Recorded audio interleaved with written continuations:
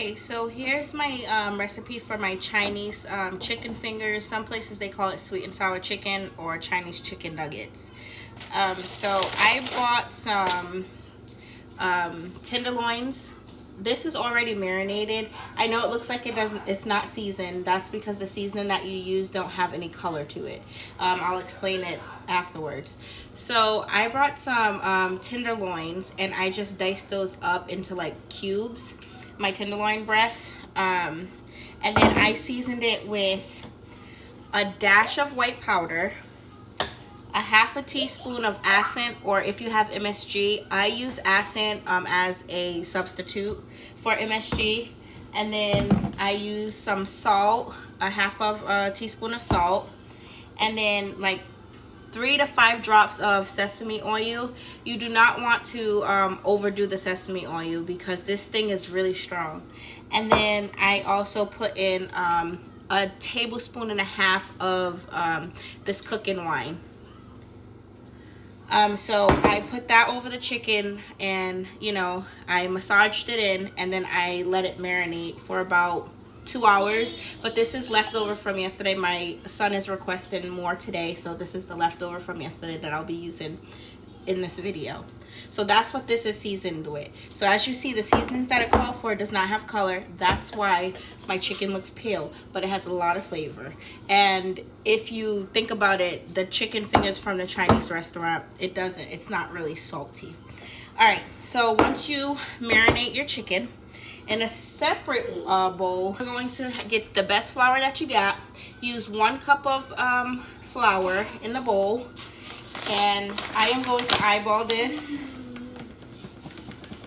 1 cup of flour to 6 ounces of water. So I'll add some water. I think I need a little more flour. So I'll add about 6 ounces of water. And you want to mix this in so it's like a pancake batter. That kind of texture. Pancake or cake batter texture. And in this flour, you are going to add more of the seasonings that I mentioned earlier. So your MSG or your Acent seasoning, your white pepper, and a tad bit of salt. You sprinkle some Acent or MSG inside of it. Not too much because you don't want it salty. Some white pepper. And a little bit of salt. A little bit, like you're using like a half a teaspoon of each of these seasonings. Hi, Silas. All right, and you mix that all in. You do not put the sesame oil or the cooking wine inside the batter.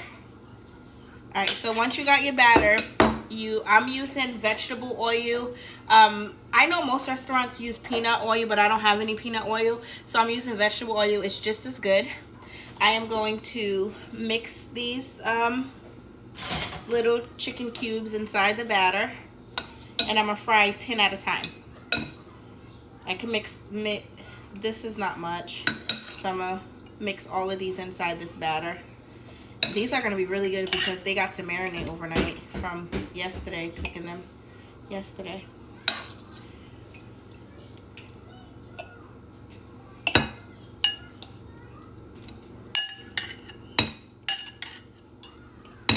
All right, and then I just mix it in, get it all coated, nicely coated, and then I'm going to put them in the grease.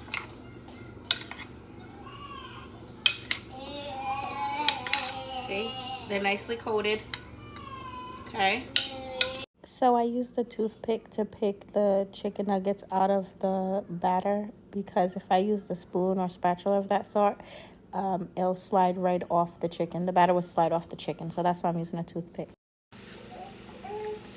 So you're gonna let them lightly fry until they're like light, very light pale brown. Okay, almost like this. And then I'm going to take these out and add the rest of the chicken, the coated battered chicken in here, and do the same thing.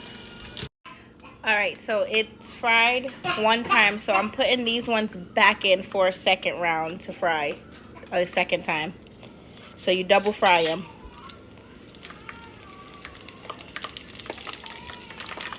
See, now the second time around, they're getting nice and golden. See, that double fry gets them nice and golden, and make sure that meat in the middle is nice and cooked. You don't want to bite into no raw chicken now. And after you double fry them, here is your Chinese chicken nuggets, or sweet and sour chicken fingers, whatever you call it.